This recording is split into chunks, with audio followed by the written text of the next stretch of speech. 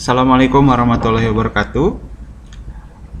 Pada mata kuliah Rekayasa Perangkat Lunak Berorientasi Objek kali ini akan membahas mengenai diagram aktivitas. Pada analisis kebutuhan, menghasilkan daftar fungsionalitas yang digambarkan ke dalam diagram use case.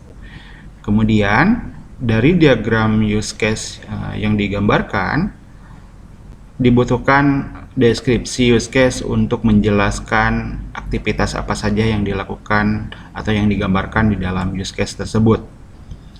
Deskripsi use case menggambarkan bagaimana kegunaan daripada sistem tersebut, bagaimana urutan langkah-langkahnya, kemudian kebutuhan sistemnya seperti apa. Nah, urutan langkah juga dapat dimodelkan secara grafis dengan diagram, yaitu dinamakan dengan diagram activity atau diagram aktivitas. Diagram aktivitas adalah memodelkan langkah-langkah aktivitas apa saja yang ada di dalam sistem. Notasi yang digunakan, yang pertama ada action, kemudian control flow, kemudian initial node, kemudian final node. Action adalah langkah yang dilakukan atau digambarkan di dalam suatu aktivitas, seperti halnya aktivitas yang dilakukan di dalam use case sebelumnya. Action dibagi menjadi dua. Yang pertama ada action yang sederhana. Contohnya di sini ubah data pelanggan. Kemudian action yang kedua adalah action kompleks. Contohnya transfer uang. Nah, di mana untuk mengakses aktivitas transfer uang itu dapat berupa mencatat transaksi, mengurangi saldo rekening pengirim, dan menambah saldo rekening penerima. Contohnya di sini ada sebuah action, Action, notasi action ini disimbolkan dengan persegi panjang, kemudian di ujungnya melengkung. Kemudian di tengah-tengahnya dikasih nama action, yang diawali dari kata kerja aktif. Contohnya di sini ubah data pelanggan, kemudian transfer uang. Ini ubah pelanggan yang tadi action yang sederhana, kemudian ini action yang kompleks. Kemudian yang kedua, notasi yang kedua adalah control flow. Control flow adalah urutan eksekusi dari satu aksi ke aksi berikutnya. Nah, control flow digambarkan dengan panah. Ini terima pesanan, ini action dinamakan dengan source action, action pertama. Kemudian target action, kirim pesanan. Target action di sini adalah dieksekusi, dilakukan aktivitasnya apabila source action sudah dikerjakan, sudah dilaksanakan. Nah, penghubung daripada action kirim pesanan dengan terima pesanan adalah dengan control flow, panahnya.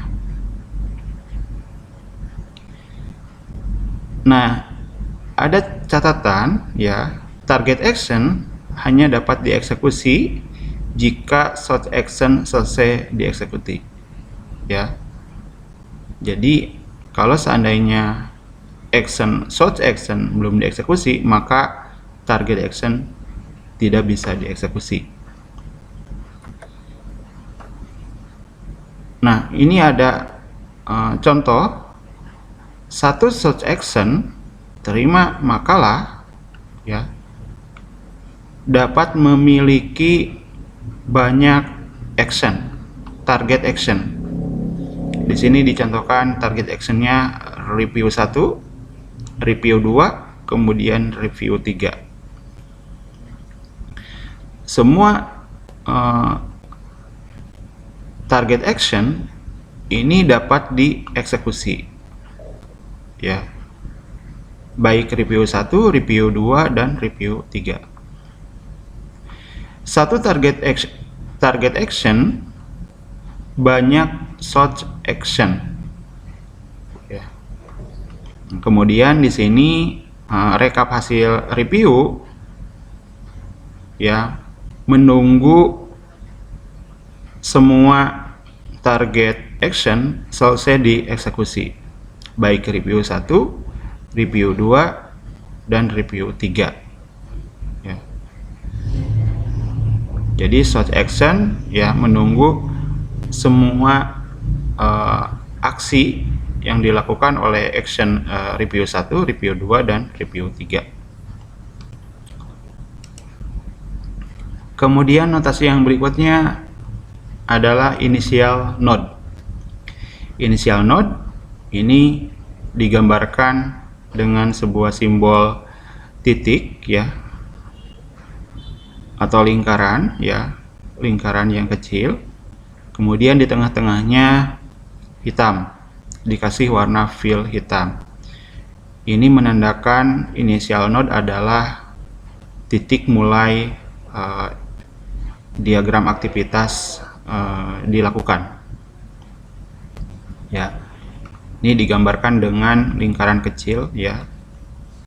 Kemudian control flow, kemudian mengerjakan target action A, ya. Kemudian mengerjakan target action B apabila search action dari A di sini sudah dikerjakan. Nah, apabila initial node di sini banyak dalam satu diagram aktivitas, misalnya ada 2 atau 3 initial node, maka eksekusi target action dapat dimulai kapan saja. Tidak ada syarat bahwasannya harus dimulai pada initial node yang mana. Contohnya seperti ini. Satu aktivitas dapat mempunyai lebih dari satu initial node. Ada banyak initial node, ya.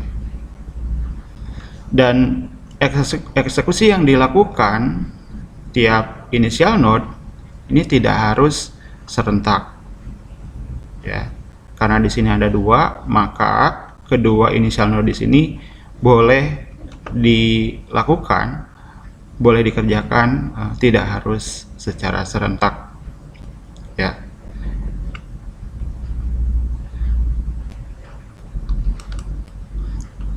Kemudian notasi yang berikutnya adalah final node.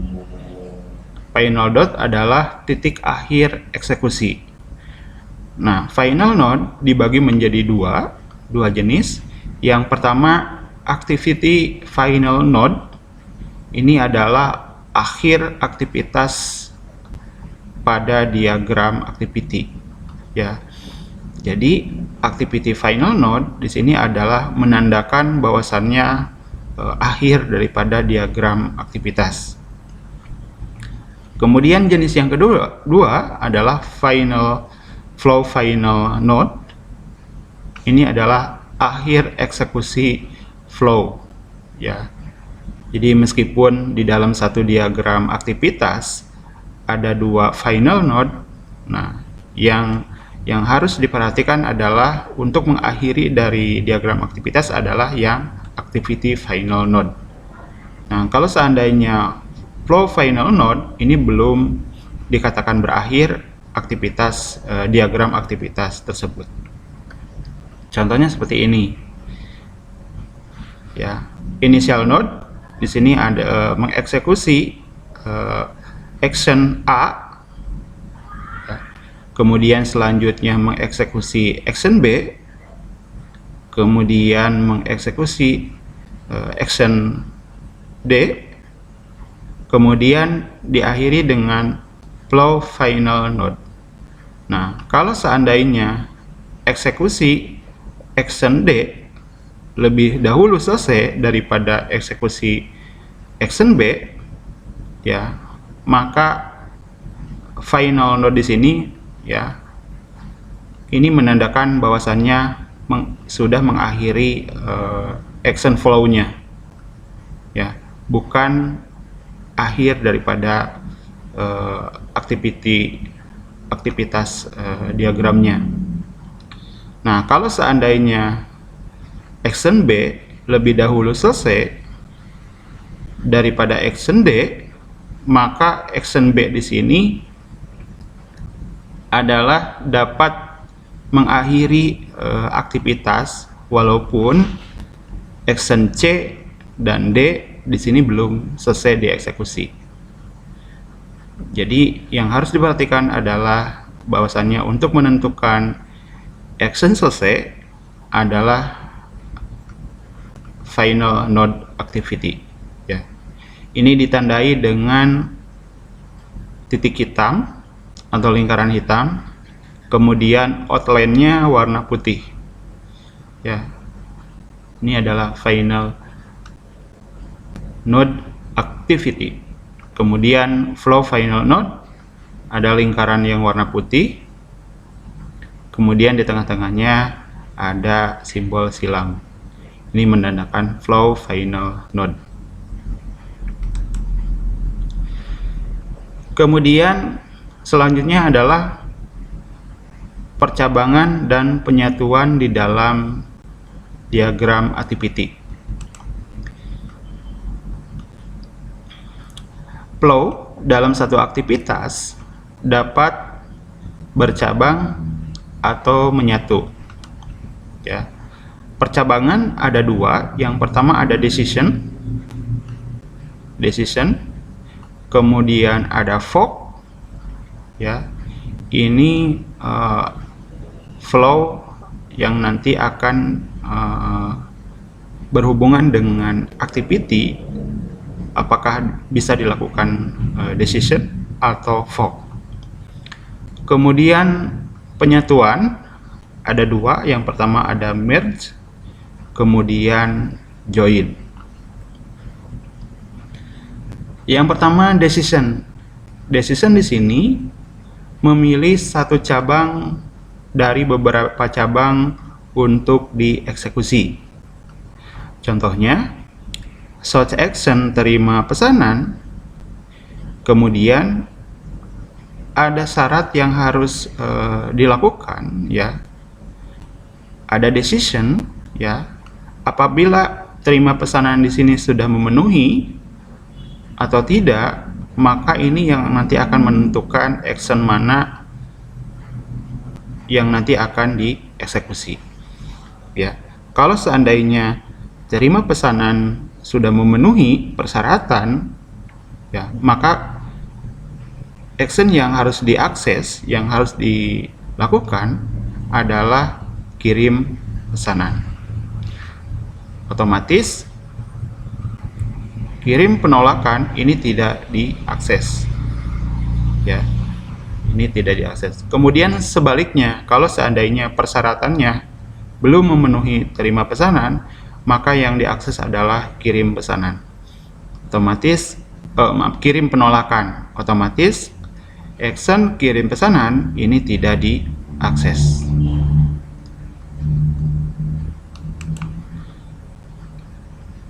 Kemudian percabangan yang kedua adalah fork, ya. Fork di sini semua action, ya, target action dapat dieksekusi, tetapi eksekusi tidak harus bersamaan dilakukan. Contohnya, search action terima pesanan dapat mengeksekusi target action kirim pesanan, kirim barang pesanan, kemudian kirim tagihan pembayaran, ya. kedua target action ini dieksekusi, akan tetapi tidak harus bersamaan. Fork kemudian disimbolkan dengan garis warna hitam kemudian tebal. Ini fork.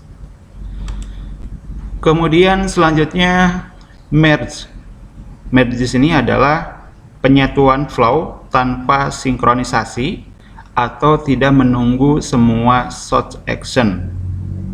Ya, di sini source actionnya penuhi pesanan, kemudian batalkan pesanan.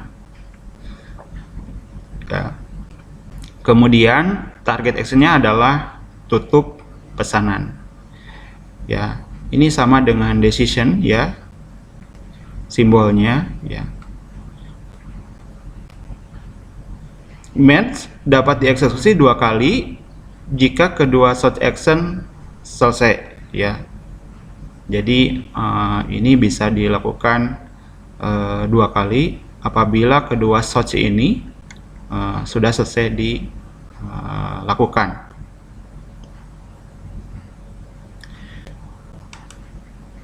Kemudian selanjutnya join, penyatuan flow dengan sinkronisasi atau menunggu semua source action ya. Ini dicontohkan simbolnya dengan garis warna hitam, ini join, ini kebalikan dengan dari fork ya. Nah, tutup pesanan ya dapat dilakukan atau diakses apabila kedua source action penuhi pesanan kemudian terima pembayaran ini sudah dilakukan ya. Jadi sekali lagi target action tutup pesanan ya tidak bisa dilakukan apabila source action penuhi pesanan dan terima pembayaran belum dilakukan. Ya, jadi ini harus menunggu ya, digabungkan. Kemudian selanjutnya yang terakhir mengkombinasikan percabangan. Nah, notasi percabangan dan penyatuan dapat dikombinasikan. Yang pertama decision dengan make. Nah, ini akan menyebabkan pemilihan ya. Pemilihan. Kemudian yang kedua kombinasi antara decision dengan join ini akan mengakibatkan kemacetan action. Kemudian yang ketiga fork dengan join ini akan mengakibatkan parallel action, aktivitas paralel. Kemudian fork dan merge ini akan mengakibatkan balapan ya. Action mana yang nanti kira-kira akan lebih dahulu dikerjakan atau dieksekusi ya dengan action-action yang lain. Contohnya decision dengan merge ini source action memasukkan kartu dan pin, kemudian target actionnya memasukkan besar dana yang diambil. Nah, kemudian ini ada decision ya, apabila besar dana yang diambil memenuhi atau tidak, cukup atau tidak, maka kemudian salah satu di antara target action yang dieksekusi yang mana. Kalau seandainya dananya mencukupi, maka kemudian action yang dieksekusi adalah keluarkan uang. Kalau seandainya belum memenuhi, maka target actionnya yang dieksekusi adalah tolak transaksi. Ya. Kemudian selanjutnya merge, ya di sini ada merge. Kemudian keluarkan kartu undangan. Ya, keluarkan kartu apabila salah satu di antara source action yang dilakukan ini sudah diselesai ya. Ini adalah merge. Kemudian selanjutnya decision dan join Dan ini akan mengakibatkan kemacetan, ya, karena keluarkan kartu, ya. Di sini ada simbol join, ya. Target action keluarkan kartu, ya, dapat dilakukan kalau seandainya kedua action keluarkan uang dan tolak transaksi ini dikerjakan. Sementara di sini ada join.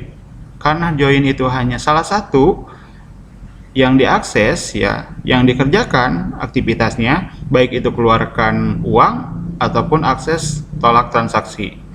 Maka kemudian ini hanya harus menunggu, ya. Harus menunggu. Dan kemungkinan action keluarkan kartu ini tidak bisa dikerjakan. Karena di sini pilihannya hanya ada pilihan keluarkan uang kemudian tolak transaksi, ya. Jadi sekali lagi, kalau join ini hanya bisa dilakukan action-nya dikerjakan keluarkan kartu apabila kedua search ini dikerjakan. Sementara di sini decision-nya hanya satu yang dapat dikerjakan, dan ini akan mengakibatkan macet, ya. Dan kemungkinan action keluarkan kartu target action ini tidak bisa diakses. Kemudian percabangan percabangan yang berikutnya adalah fork dan join. Target search action terima makalah, kemudian ini ada fork, ya. Fork di sini dapat dilakukan semua actionnya, dapat dieksekusi semuanya, baik review 1 kemudian review 2, ya. Dan ini dilakukan tidak mesti secara bersamaan, ya. Kemudian selanjutnya di sini ada join, ya. Ada join rekap hasil review. Nah, target action rekap hasil review dapat dilakukan apabila action review 1, review 2 sudah dikerjakan, ya. Kemudian dijoinkan, ya. Maka setelah action 1, review 2 sudah selesai, maka rekap hasil review bisa diakses, bisa dilakukan. Kemudian selanjutnya dapat dikirim hasil review, ya. Ini adalah penggabungan antara fork dan join. Kemudian yang selanjutnya, yang terakhir, fork dan merge, ya. Search action terima makalah, kemudian sini ada fork, dapat mengeksekusi action review 1 kemudian review 2, kemudian selanjutnya ada merge, ya. Ada merge, ya. Merge di sini target action yang dilakukan tidak mesti menunggu action review 1, review 2 selesai. Kalau seandainya review 1 sudah selesai terlebih dahulu, maka rekap hasil review dapat dilakukan, ya. Kemudian sebaliknya juga sama. Review 2 lebih dahulu selesai daripada review 1, maka review 2 dapat direkap, ya. Maka ini yang menyebabkan bisa balapan. Action mana yang lebih dahulu selesai, maka itu yang nanti akan segera diproses atau diakses aktivitas untuk tahapan-tahapan yang lainnya, yang selanjutnya. Nah, ini adalah salah satu contoh diagram activity. Ini terjadi di 3 bidang, di 3 bagian divisi. Ini contohnya membeli barang, ya, ke supplier, ya. Yang terlibat di dalam sistemnya adalah bagian gudang, kemudian bagian pembelian, kemudian suppliernya. Diagram aktivitas sistem dapat dilakukan mulai dari bagian gudang, ya, ditandai dengan inisial node. Kemudian selanjutnya mengakses action, memberikan informasi, ya, barang apa saja yang nanti akan dipesan. Kemudian selanjutnya informasi tersebut diserahkan ke bagian pembelian. Oleh bagian pembelian, informasi itu diterima dari bagian gudang, apa saja yang nanti akan dibeli. Kemudian bagian pembelian ini membuat SPP, ya. Kemudian dari SPP tersebut diserahkan ke bagian suppliernya. Kemudian bagian supplier menerima surat tersebut dari pembelian. Kemudian selanjutnya bagian supplier mengirim barang yang disertai dengan fakturnya. Kemudian bagian supplier mengirimkan barang beserta fakturnya ke bagian gudang. Kemudian bagian gudang membuat SPBJ, kemudian diserahkan ke bagian pembelian. Dari bagian pembelian menandatangani SPBJ. Kemudian bagian supplier menerima surat. Kemudian bagian supplier juga mengkonfirmasi pembayaran. Kemudian diserahkan ke bagian pembelian. Dari bidang pembelian, kemudian pembayarannya diserahkan ke bagian supplier. Kemudian supplier membuat kwitansi. Kemudian bagian pembelian menerima kwitansi dan diakhiri dengan final node activity, ya, ditandai dengan lingkaran hitam, kemudian outline-nya putih. Kemudian ini contoh transaksi pembelian. Ada 3 bagian. Ini bagian pengiriman, kemudian customer service, kemudian keuangan. Initial node atau sistem diawali, urutan sistem diawali oleh customer service. Customer service menerima order. Kemudian ini ada fork, ya. Kemudian ada 2 transaksi, ada 2 action yang harus dilakukan. Yang pertama ada isi order, kemudian ada kirim faktur, ya.